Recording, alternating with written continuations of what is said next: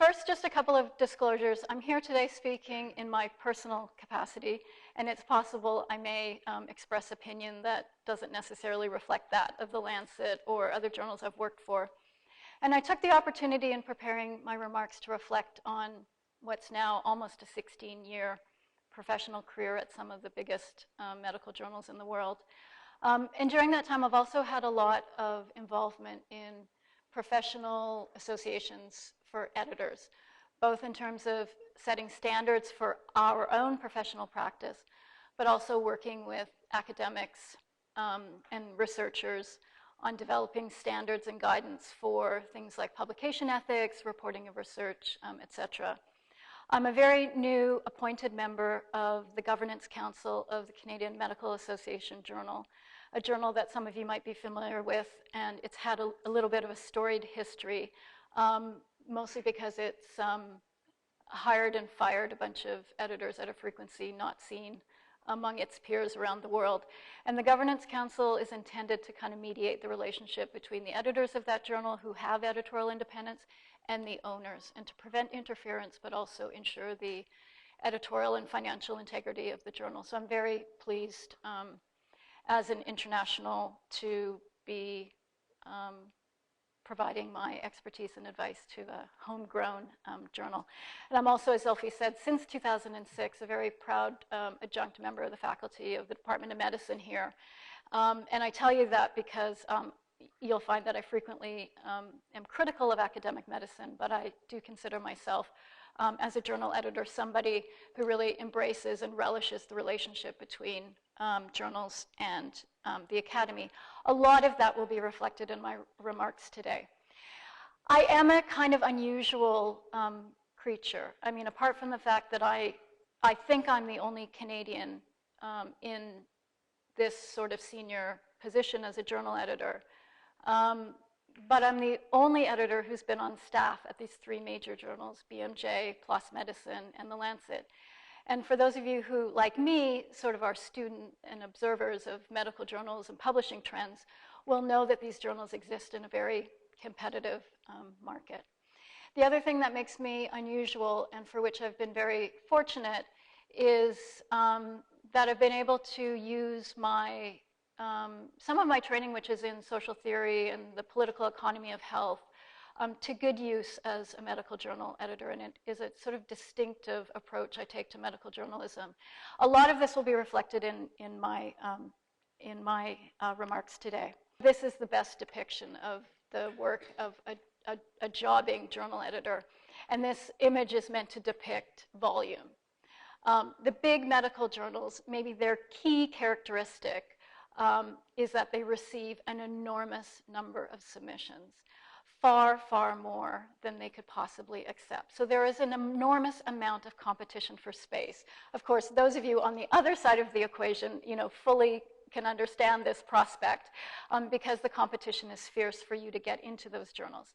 So there's one way of describing what we do, which is to call us a rejection machine, because that's largely what we do. We reject 95+ percent of submissions that we get. But it also means that we're rejecting a lot of very, very worthy research. The second sort of key characteristic in my preamble here that I think authors and readers underappreciate is that journals are edited by editors who are subjective human beings, just like you scientists and researchers are. And that the editorial process is a social one. It's not a wholly objective one, despite all the standards and criteria and normative approaches we bring to our practice. Real human beings edit journals, and you see the expression of those different talents, those different missions, visions, biases, good and bad, backgrounds, scientific training come to bear on journals. Journals each have their own character, and that's often expressed as a result of the unique characteristics of the people. So this is just a group of people. Perhaps you'll see that I use this slide in some of my gender talks to demonstrate the diversity among the top journal editors. But these are all people that I've had the privilege of working with, all of whom bring their distinctive mark to the journals that they put together. So today I just wanted to talk about three things. Raise some questions for you about issues that I hope stimulate some thinking and also stimulate some questions in our discussion today. One is, what are journals for? What's their role? What's their value? How do they function for you? The second, an incredibly important phenomenon, how have journals responded to globalization? And thirdly, what I see as our one big problem, a problem that I have spent much of my career and most of my time now trying to address, and I hope we get to talk about that together.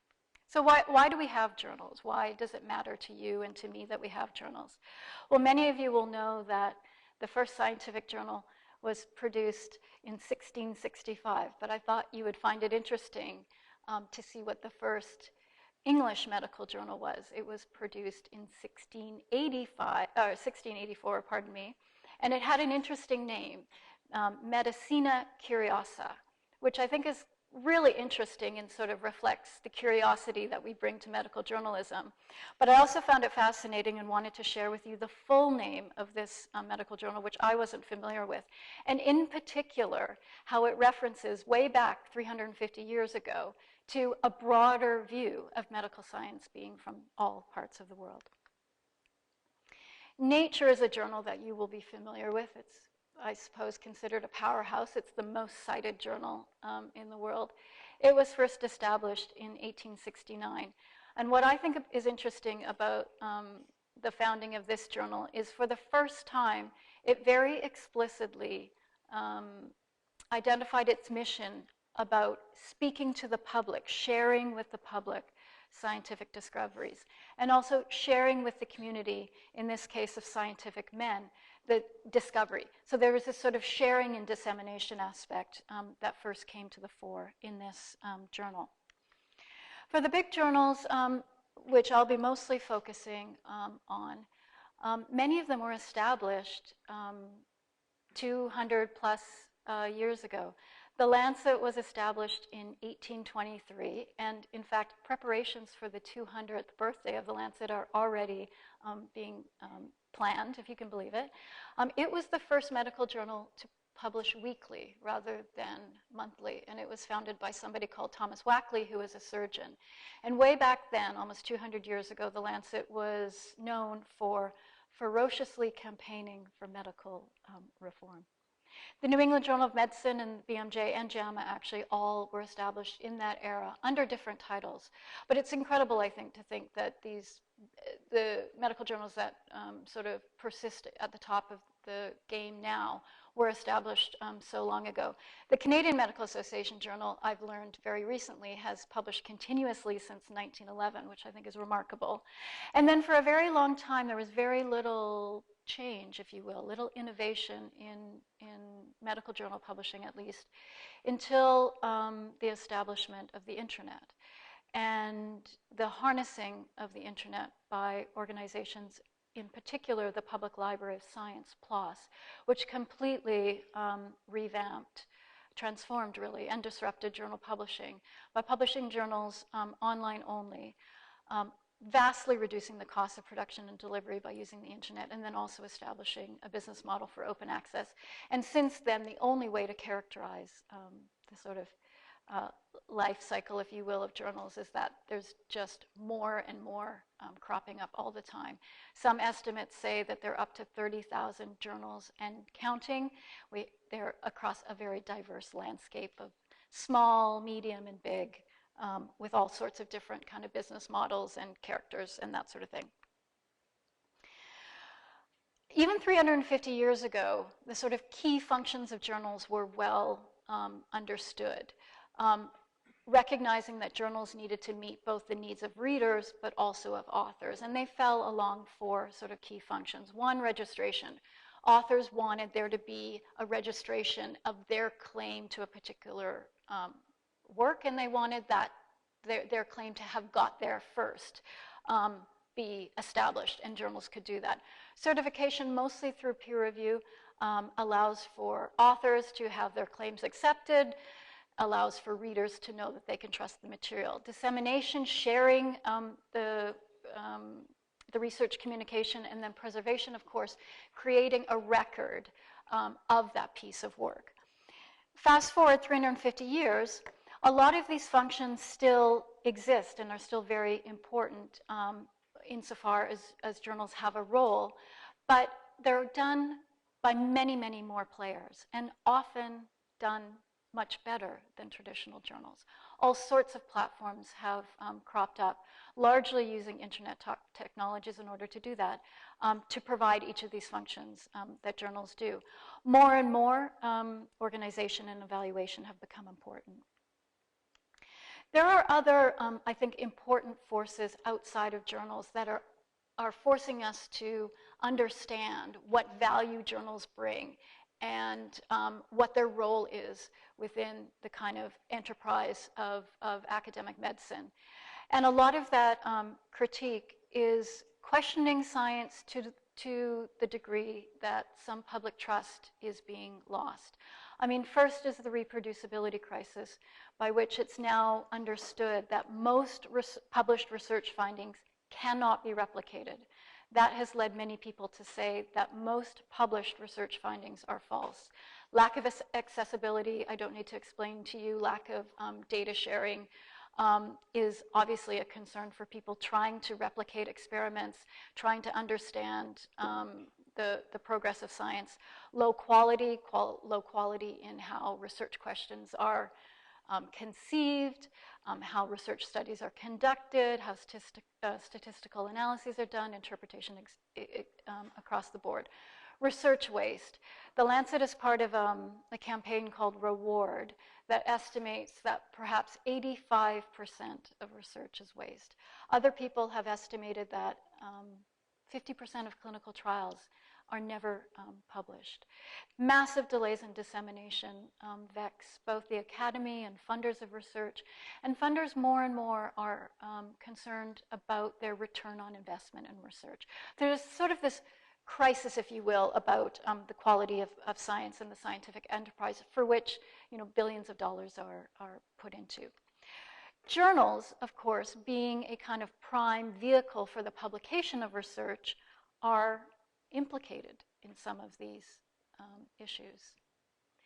But I think what we need to understand about journals is that they're actually very poor on delivering the promises and the expectations that we often have of them. For one thing, it's very hard for even the very best journals to ensure that they are publishing the very best research in their field.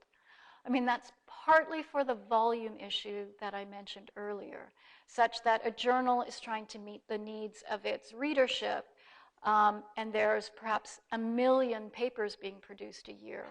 Big journals will get a small fraction of that, and how to ensure that the small fraction that they get, they select from those the very top research.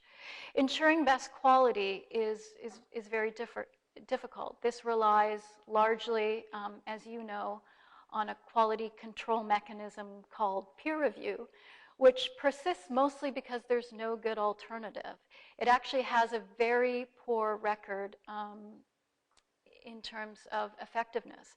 Peer review is a process that is fraught with problems and cannot deliver on a promise that allows for even the best journals to say that they are assuring only high quality research is being published. It's very hard for journals also to meet an expectation of being an authoritative source. That, of course, is because there's lots of other media that do that much better. There's social media, there's mainstream media, there are aggregators, and there's also many, many other journals that cater to both general and specialist audiences. And so being a kind of one-stop shop, if you will, for all the news, debate, best research, best commentary in a particular field is a very, very difficult thing for journals to be held to.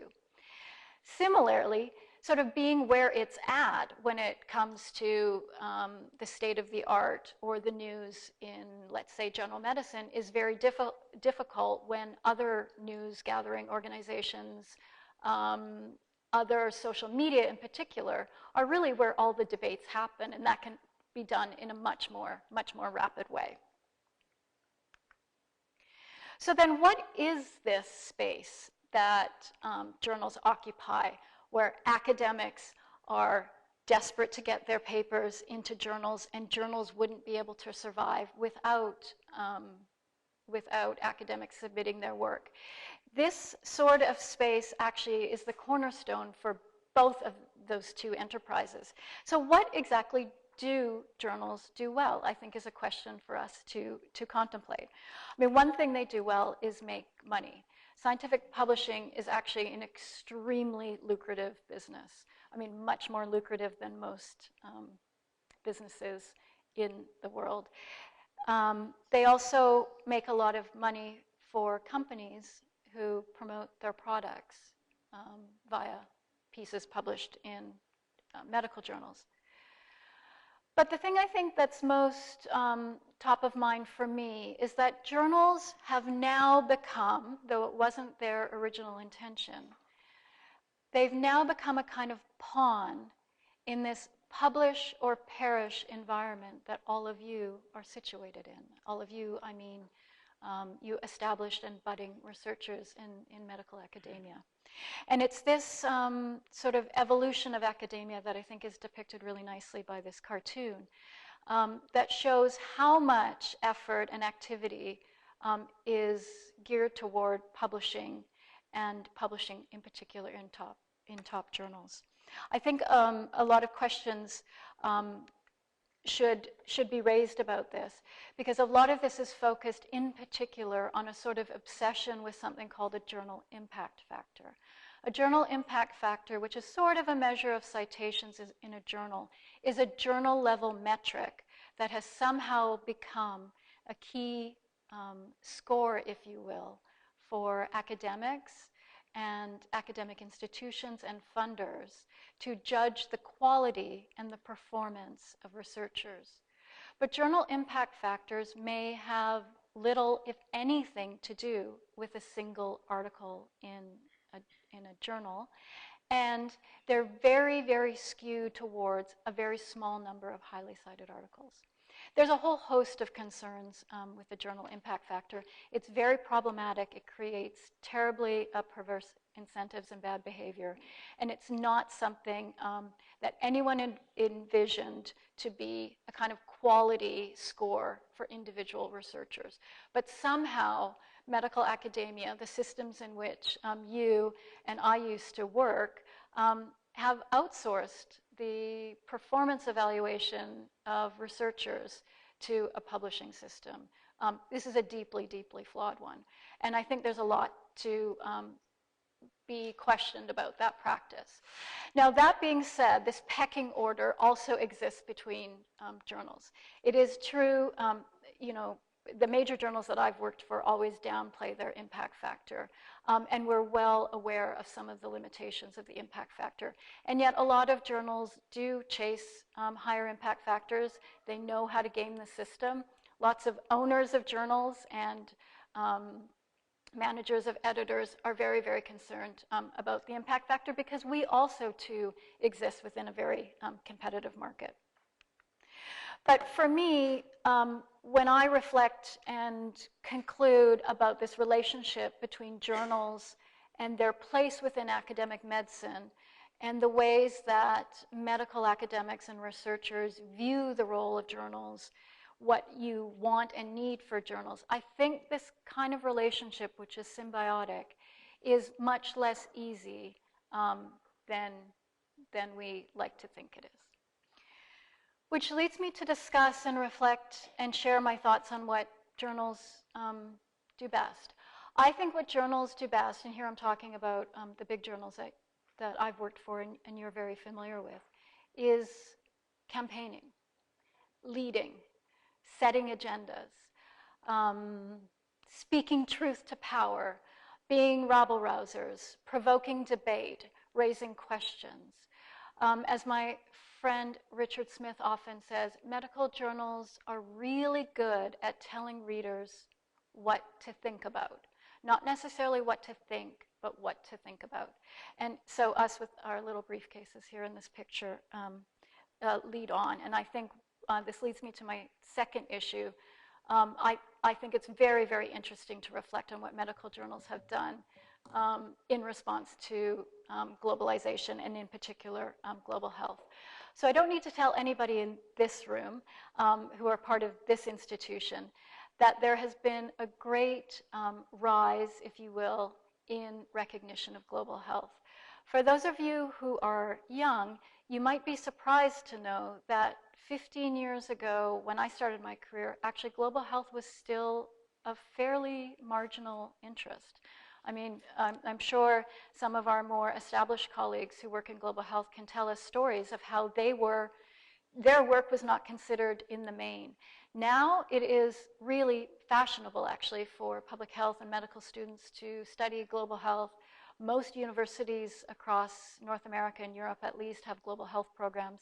There's an understanding, as we recognize the burden of disease across the world, that we have a collective responsibility to address global health, and that has come with more commitment, more investment by governments, by donors, et cetera. There is a prominence to global health that is extremely important.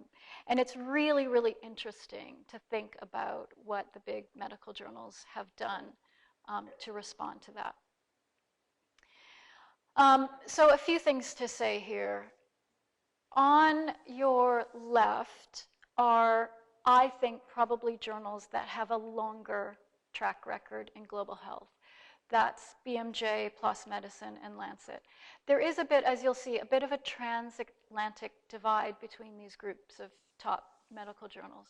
And I think probably for a long time we viewed the British-based journals, all of which have considered themselves international journals for many, many years, if not decades, that they've had more of a journalistic kind of feel, more of a campaigning kind of role than our colleagues in America. But on the right, even the most, I mean, we would probably have described the New England Journal of Medicine and JAMA as being very American-focused, very clinical, very biomedical, perhaps more positivistic rather than fashioning health in its broadest sense. For a very long time. But even these two journals have really stepped into the fore when it comes to global health. Here it's interesting to reflect on the ways that those journals express their different characters or their different stances towards global health. The New England Journal of Medicine, for example, I was looking at some bibliometrics so that I could properly compare what each of these journals do. And the New England Journal of Medicine, someone published a very interesting article in 2004 that described there being just 3% of the content in the New England Journal of Medicine as being relevant to what they called the developing world.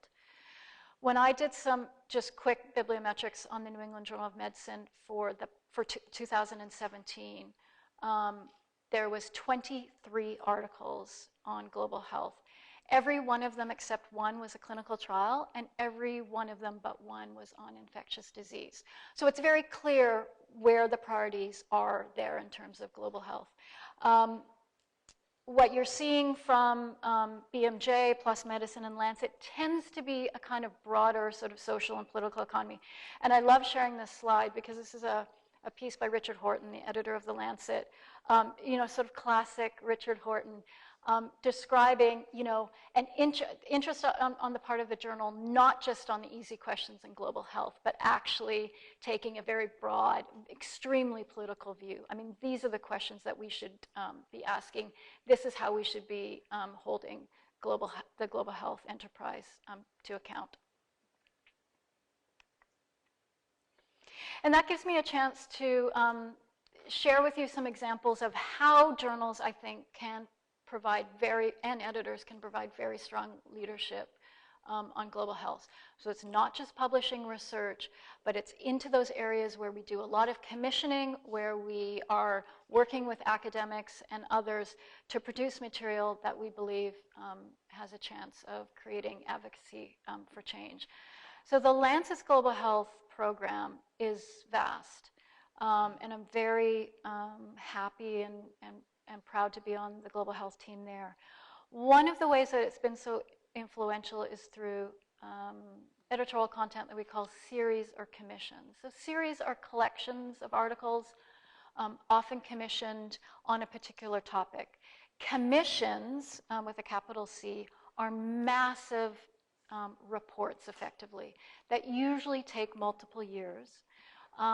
It's where the journal convenes a group of experts, policymakers perhaps, members of civil society, to come together on a particular issue and work for a couple of years, part review, part inquiry, part advocacy, and produces a piece of work using our platform to try to leverage some social and political change. So we've done climate change, drug policy, HIV. In fact, just today in Amsterdam at the International AIDS Society, my colleague Pam Doss is launching our new HIV AIDS Commission there.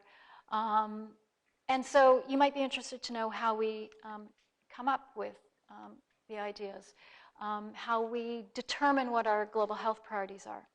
So in thinking about this, I think this sort of covers or sort of falls into maybe 3 or 4 different categories. We're always really interested in neglected topics. So those areas of work that aren't getting the recognition that they need, that are sort of maybe a little marginal or hiding just below the surface, can be of real interest to us because we like to raise awareness of things that are invisible. We like to give voice to communities and topics that don't have good recognition already in the literature. Unfinished business is a really good one because actually one way to look at our global health program, and here I'm talking about all journals who are in this business, is to sort of maybe feel like we've saturated it all. Maternal health, I think, is a great example because it's one that I've worked on for most of my career. I mean, we need to be very, very strategic and very careful when we stimulate or publish work in fields like that when so much has already been done. So it's about uncovering the little crevices, the unfinished business. What parts of the agenda aren't being discovered? Where do we need to perhaps shine a different kind of light or bring a different kind of filter to particular issues?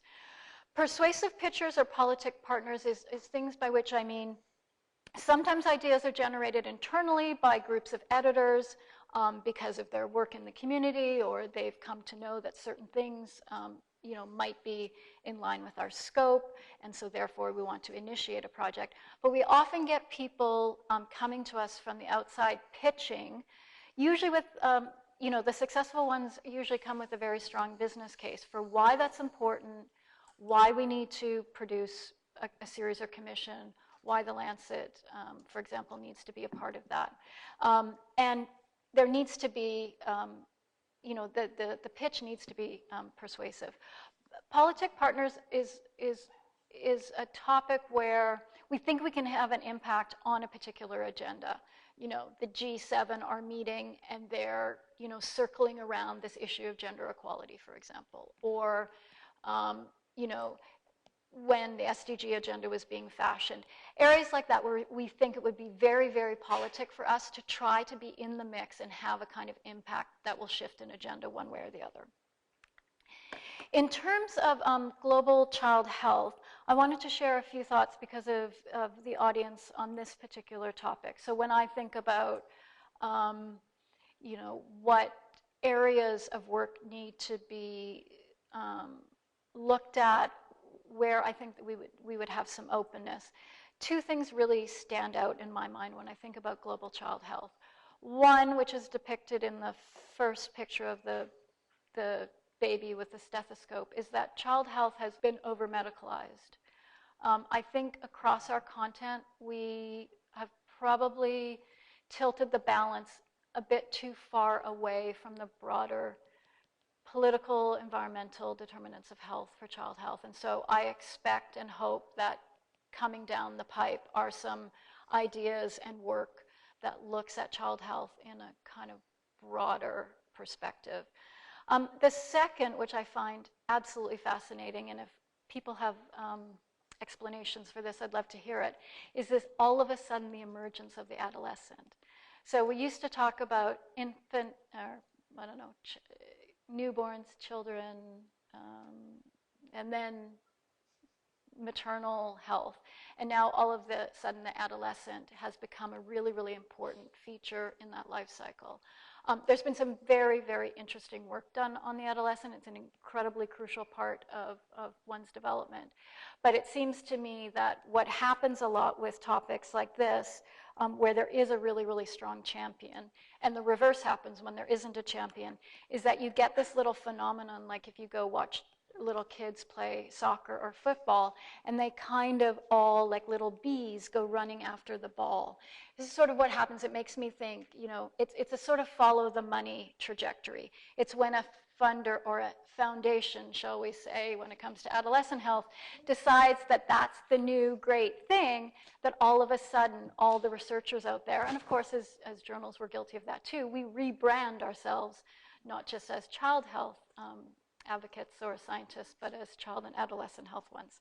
So that's a little nod to the political economy and the importance of looking at those broader questions.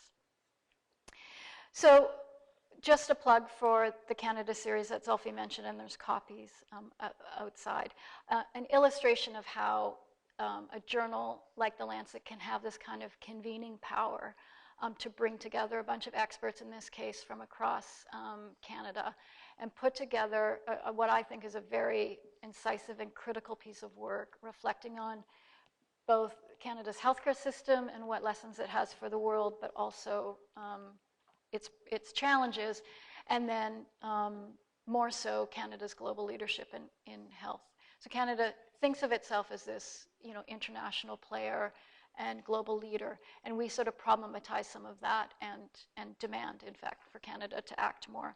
There's also a piece, Justin Trudeau's first article in a medical journal appears in this issue. I didn't have a chance. There's so many series and commissions coming out of The Lancet. I couldn't possibly list them all, but I invite you to watch this space, and I made a little word cloud to show you it coming down the pipe. Lots of work on migration and health, one of the most pressing issues of our time, I think. A tuberculosis commission, lots of work on conflict and health and humanitarian crises, and lots of focus this year and beyond on non-communicable disease. Okay, so this is my final issue. The one big problem that I think we collectively have, and I'd be very interested for us to discuss this a little bit more. So here's a map that illustrates that problem. This is a map of scientific literature, which shows you the vast inequities in the production of knowledge. So this is showing us that despite about 90% of the burden of health existing in, let's call it the global south, the vast majority of research, well, funding, we know that already, but this is depicting research literature, is done by authors from the global south. So it makes the global south almost entirely disappear, and it overinflates, it actually bloats researchers in the global north. So this is research being produced by people in the global north, but also if we were to map, this is from worldmapper.org, if we were to do it on the basis of authorship, which I'm going to come to in a minute, it would look very similar. In fact, it would probably look worse than this. I've spent most of my career interested in this topic and trying to redress that inequity in the production of knowledge. And so I sort of updated my understanding of the literature because there has been a lot of bibliometrics on this. A lot of people have criticized the general medical literature for perpetuating this global inequity. So I took a bit of a peek, and actually I saw some new studies, mostly in the specialist literature. And in pediatrics in particular, things are looking much better. And so it raises the question for me that within the specialist literature around health systems, for example, maternal health, and peds, that we're actually seeing more progress in, number one, the representation of content that's relevant to low and middle income countries, but also we're seeing more authorship. So what the heck are we doing in the general medical literature that we're not getting that equation right? And to the great credit of my colleagues at the Lancet Global Health, which is a very, very reputable and strong global health journal, they published last month a little audit that they did, or one of their interns did, that showed that 92% of the articles they'd published over the 4.5 years that they've been around were from low and middle income countries, but only 35% of authors were. And this has led, I mean, I think I really appreciate and value that transparency, but this has led to a lot of people trying to characterize that problem and thinking about where the solutions lie. So we've heard that nature of that problem being called things like safari research or parasite research, you know, this notion of scientists from, you know, Toronto, Boston, New York, London, going into country and doing global health research without harnessing the talents and collaborating appropriately with their local partners. And I found this really interesting. This is James Smith, who wrote this in the Lancet Global Health, I think just yesterday or the day before. That really does raise important issues for us to contemplate. And I would say for the most part, this particular correspondent suggests that that problem lies with journals. And I accept that journals are part of the problem, but I do concern myself greatly with a system of medical research in the global north that allows for these types of arrangements to continue. This sort of global inequity paints a very skewed and inaccurate picture of global health. But more importantly, this is an abuse of power, and it's an abuse of privilege.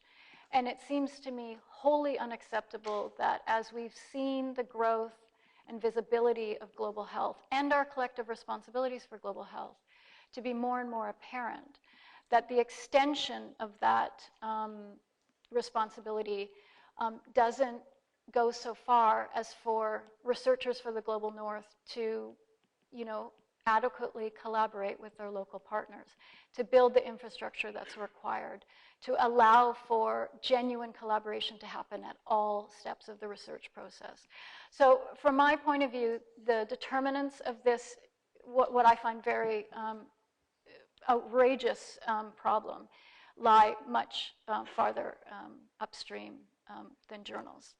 We are ourselves, though, taking seriously our role in the problem, if you will. And one of the things that we've done on my section at the Lancet, which is called Comment. So these are all the commentaries that appear every week in the journal, where we're continually auditing them. And one thing that we've discovered that I think you might find of use, first of all, in 2016 to 2017, 77% of corresponding authors of commentaries were men, and 91% of corresponding authors were from a high-income country. We had a single corresponding author from a low-income country, that was from Kenya. But when actually we divided up the commentaries into two different categories. One are commentaries that are linked to research articles, and we choose the writer of the commentary from the reviewers. When we looked at those separately, we performed very miserably. Only 16% of women, only 16% of corresponding authors are women and 2% from the Global South. When we looked at the standalone commentaries, which are ones that are either pitched to us or we commission, that is, we have more scope of influence, if you will, over who that writer will be, we find actually much better performance. 39% are women, 5% from the Global South, which shows that, you know, a proactive, directed strategy can improve performance. It also shows us that our determinants of that also lie upstream in the reviewers that we're choosing. A lot of these kind of internal, thank you, a lot of these internal audits that we're doing to try to surface how we can improve the problem from our point of view, come under the auspices of this program that Zilphi mentioned called Lancet Women, which Richard Horton and myself and our colleague Liz Zakala launched last December. This is a theme issue that's going to come up in February 2019, but also due to such an overwhelming response to our call for papers, an ongoing series of content over the course of the year, which we're collecting in our Gender Hub, which I encourage you to look at. But in addition to publishing all this great content on the topic, we're doing internal audits within the journal. We're also publishing audits that independent researchers do, and I really want to share this with you because they're both fascinating for us, but also, I think and I hope, demonstrate our commitment to transparency about the issue and our commitment to being held to account for gender equity in our own processes. So on June 30th, we published a collection of pieces that look at this issue. And here again is that distinction between research articles which come to us unsolicited, for which we have very little control of the authorship, and things like series and commissions that we have a role in helping shape and therefore have some influence over the authorship. And what's I think sad for us is to learn from these pieces that research articles overall really only about less than a third of Lancet research articles have female authorship. When we look just at this senior author, that's less than a quarter are women. Of course, this by no means reflects the profession. These are well below what you might expect if you looked at female representation within the medical professions. And commissions, we were disappointed to learn that overall, on our commissions over 5 years, only 34% were female. There's something, I know this literature extremely well, and across a whole bunch of indicators, it looks like we're stuck, and we've been stuck for about 10 or 15 years at 30% female representation or participation, which suggests to me that somehow, I mean, I know there's probably a number of explanations, but to me it feels like 30% is somehow good enough in some people's eyes, and we need to move that meter a bit farther. And then an independent audit on reviewers. Now, this wasn't just the Lancet, this was all major leading medical journals, and this is fascinating, by Jacob Steinberg and his colleagues, who first did a little word cloud of all the first names of reviewers of all these major journals, discovering that the most prominent names, or the most frequent names, were David or Elizabeth. So they came up with this index called the Queen Elizabeth to King David Index. And this is how they tested the gender representation. I hope you can see this slide. Across all these major journals, leading them to describe what they called the Davidocracy, because of the sheer prominence of David in the most common male name of reviewers. But I think very worryingly, here I'm just highlighting the Lancet and the New England Journal of Medicine, our gender gap is extremely concerning. So again, these are reviewers that editors are selecting, inviting to help us assess submitted work. In the case of the Lancet, a gender gap of about 39%, and the New England Journal of Medicine, 24%. So again, just to ask you to come visit our Lancet Women sort of gender hub, which we are updating monthly. And we have a newsletter that has exclusive commentary from Lancet editors, so I invite you to please sign up for that as well. We've promised readers that when we finish the internal audits of our own processes, that we will publish that work, and we'll be sure to do that by the end of the year. So this is my last slide. Having said that, a lot of the determinants of this one big problem lie in academic medicine. There are a lot of opportunities for journals. So I want to conclude by reaffirming our commitment at the Lancet. I mean, this is a very, I think, characteristic, sort of approach of big journals is to, decide that they have a role to play, decide that they have an agenda to help legitimize and to call for action. This campaigning role is one that we're very comfortable with and embrace, and we will continue to do that on this issue. We recognize it as a structural issue, a systems issue, and we're going to continue to press on that. But that being said, we also know in our day-to-day practice and work that there's things that we can do. And I think one of the things that we probably need to be thinking about more is being more aggressive about targets for diversity when we commission. So for those of you who have been involved in things like series or commissions, your editor will always say to you, our expectation is that you have 50% women and 50% colleagues from low and middle income countries. But clearly those independent audits show that we have not delivered on those expectations and that we need to probably do more.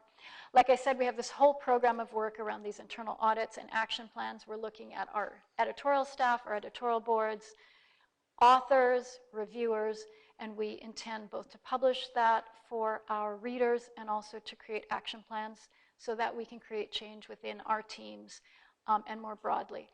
I am not aware of any other major journal who is leading like we are on that issue and is prepared to be very transparent about what we find and what we hope to accomplish. Nature has, since 2013, with the publication of their Women in Science issue, been auditing themselves on gender. And they've done tremendous work, which I have been following closely. But for us on both gender and geographic diversity, I think it shows our strength of commitment, and I think it shows the kind of leadership that we are, prepared to embrace. And finally, that call to action is not going to let the responsibilities of medical academia slip by. There is a lot that needs to change. It's for every one of you in this room who's here because you're interested in global health and publishing to create change and to ask yourself the question of whether every advantage that flows to you, whether it's through authorship or participation on projects, whether those advantages that flow to you are disadvantaging someone else. And be very mindful about how you can be a part of what really, really needs to change in terms of the production of knowledge. I'm going to end there with two plugs. One, if you haven't seen this, I'm excited to be the first person to tell you this. Just last week, The Lancet and our sibling journal, The Lancet Child and Adolescent Health, called for papers because we're doing a special theme issue in March 2019. So if you have work, please look up this call for papers and consider submitting. And secondly, myself and some colleagues initiated the Canadian Women in Global Health list. Some of you might be familiar with the Women in Global Health movement. We decided it was about time there be a Canadian one that celebrates women's achievements in Canada in all their diversity. The idea of this list, which is kind of going to be a bit of a database, is for journal editors to find female peer reviewers, for conference organizers to ensure they don't have manels, for government to find technical experts if they're looking to diversify their networks, and anyone else who would like to think that there's only senior men available to participate in work. We are going to deliver you a list of Canadian women in global health so your job is much easier to create that kind of diversity. The deadline for nominations is September 1st, so I encourage you to self-nominate if you'd like, or to nominate someone else. Thank you. So absolutely wonderful, and thank you for that insightful and brutally honest look at the world of medical journals. So we started a little late, and we will have 15 minutes for questions. So I'd like you to start thinking of your questions. So maybe I can kick off, Jocelyn, while people are thinking of questions. So you didn't say very much about predatory journals, which, those of us who receive close to around 8 to 10 invitations every day. How are the journal editors and the groups addressing that? Because to some extent, as you mentioned, it's a business. And to a large extent, the solutions are within the medical publishing world as well. Yeah.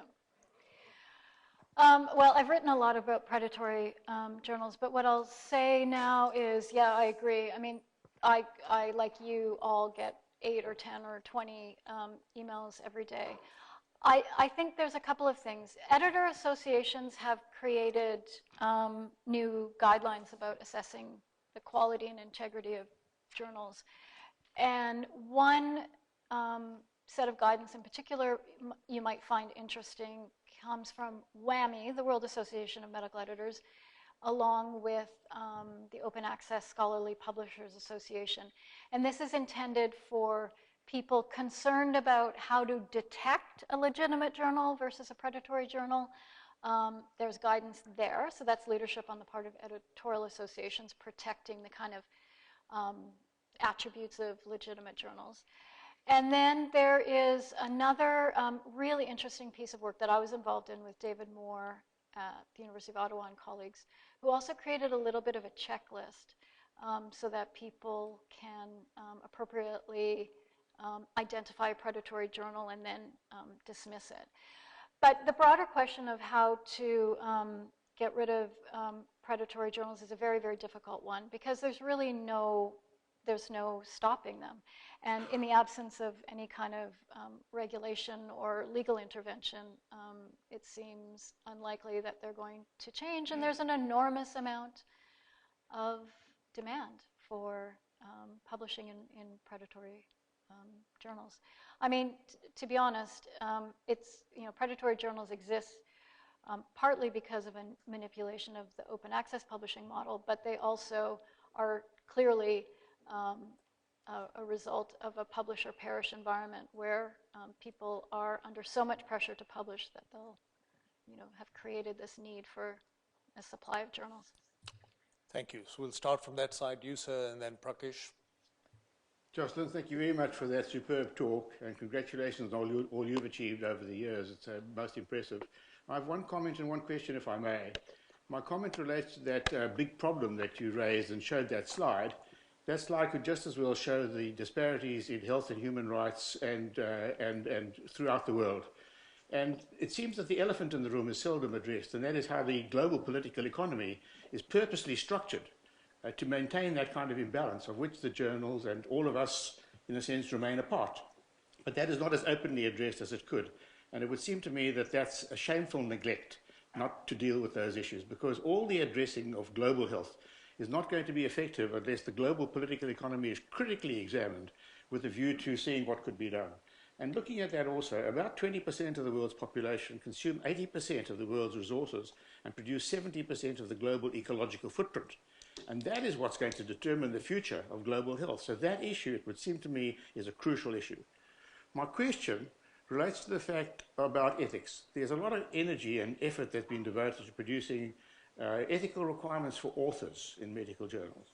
What I'd like to ask you is there a set of ethical requirements for editors? Given the conflicts of interest and the embedding of journals within many conflicts of interest, not least of which is the corporate involvement in the financial world, it would seem to me that a code of ethics for editors is crucial. Would you agree? Yeah, absolutely. I agree with both your points entirely. Is there any effort to produce a code of ethics for editors? Yeah, there is a code. I mean, most professional editorial associations like Council for Science Editors, World Association of Medical Editors, the Committee on Publication Ethics, which many of us are members of, have codes of conduct for editors. Some individual journals also have policies by which editors declare publicly their conflicts of interest. My journal, the journal I work for now, doesn't, but the previous journals I've worked for has had conflict of interest statements publicly posted on the website, which is one move toward transparency. Prakash? Thank you. Thanks for the great talk. You highlighted the issues with the impact factor. Can you, from the other side of the world, can you give an alternative? Yeah, there's a whole bunch of alternate kind of measures of impact, if you will, that have cropped up. I mean, some of them that are at the journal level include things like the eigenfactor. There's a whole bunch of them. If you really would like to know, I can send you my list. But the one that I think is most useful for you are article level metrics. And there's one that is a kind of collation of a bunch of article level metrics called alt metrics, and many journals publish those alongside your article. And that combines number of citations, number of reads, number of downloads, number of mentions in the press, number of mentions in blogs or social media, number of comments. So it gives a kind of aggregate score to how well your article was received, how it was actually read.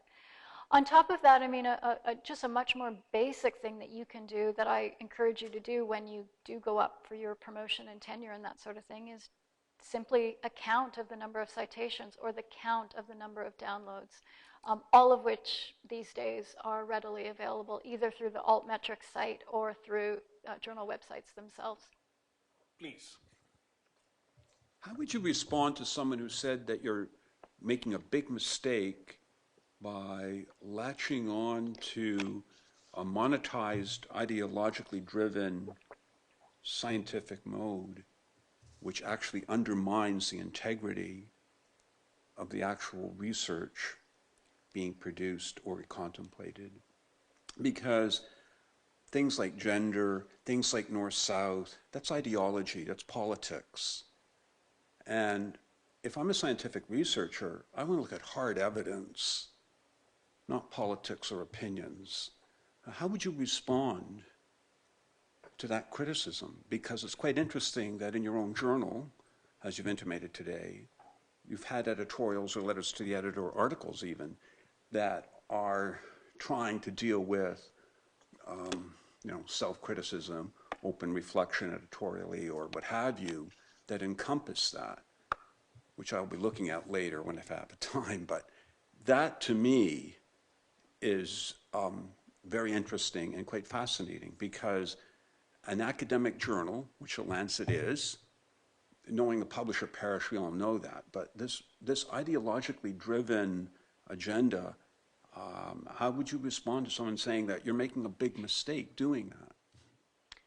I don't think I totally understand your question, but my response to we're making a big mistake is simply to disagree. I mean, there's no expectation, there's no expression on the part of this journal that we are a value-free enterprise. And there's no expectation or perception that you said hard science, that hard science is value-free. I mean, everything that we do is political. And we are a journal that doesn't just publish scientific work, but probably about half of the journal contains commentary, editorial material that raises questions and tries to keep its finger on the pulse of the key debates in health around the world. And it would be impossible to do that without, it would be impossible to do that thinking that that existed in some kind of social or political vacuum. So, I mean, you call it ideology, I suppose it is, but we make no there's no illusion here. We are a campaigning journal because health is political. Jocelyn, if I may ask you, some of the moves in recent years on these open journals, Gates Open or Wellcome Trust open journals, is an effort to perhaps democratize to some extent medical publishing, but it does also place an enormous, dilemma on the shoulders of young researchers. Because if you put your papers out for comment and publish them in that, it gets virtually zero recognition in terms of either impact. Most of those have very little to no impact for promotions and whatnot. What is within the world of medical publishing the balance between those two approaches? One is to make everything totally open, including data sets, and the other to go the traditional route of the Lancet and New England Journal of Medicine. Well, okay, so you've hit on something that I think is highly debatable. So your definition of impact is to publish in a, perhaps what you're suggesting is in a particular brand name journal, which might be behind a paywall, which nobody would read anyways. I think the motive behind things like Gates Open and Welcome Open is to meet the needs and the targets around communicating the research in an accessible way. So if your target is dissemination and sharing and openness and accessibility, then you have had impact by publishing in these more sort of innovative platforms that utilize the internet. I mean, that is one of the central kind of conundrums, if you will, when you look at this, the traditional model of journal publishing and a traditional model of sharing of your work via the journal. That is an old traditional model that has persisted. Outside of medicine, that traditional system has been completely disrupted. I mean, in biology, ecology, physics, extraordinary. So one of the points I was trying to make that I reflect a lot on, I mean, clearly I'm in a role where, and I relish this profession that I'm in, where without your papers, I wouldn't have a job and journals wouldn't survive. But it doesn't escape me that the whole endeavor of science and research communication is completely transformative. And in medicine, we have just tended to be very, very conservative. We haven't utilized those technologies in the way that we could. The fact that people still associate impact with traditional journals that take 2 or 3% of what they get versus getting stuff out there on the internet. Still, you know, a lot of those platforms still have peer review, they still have editorial review, and they're then immediately available without any paywall. So you're touching on something that is exactly what I'm thinking about. Is like, where are we in the universe? Why do we continue to thrive? And what are the ways that we're kind of lagging behind when it comes to openness in our scientific communication? I mean, again, this is a personal view, but if I were the department head or if I was the dean, it would matter way more to me that my staff are doing good work and getting their papers published immediately rather than being published in brand name journals. Great. I mean, so there is probably a way forward which might be a bit of a compromise. Stan, last question. Ooh, last question. I was actually going to continue the question. My question before you answered the last one was that if I could guarantee you're going to have a job in 10 or 20 years, can you give us your crystal ball on where medical publishing is going to be in, I'm going to say 10 years, maybe 20 years, maybe even 50 years, Jocelyn? I realize you have a conflict of interest because, as you just said, you're dependent on us for your job. Yeah. That is us sending articles. Yeah, yeah. But my sense is that this traditional methodology is changing and will change, and it's inevitable. So where is it going to be? Well, I think it's going to be very similar, sadly, because I think the question you're asking, I was asked, or my predecessors were asked 10 or 20 years ago, and we thought things would advance much quicker than they are. But I'll tell you what I think is what's most valuable about journals and where I think the most value for journal editors can be, and that's in curation of content. I actually think eventually research is going to go to these alternate and newer platforms, exactly the ones that Zulfi mentioned.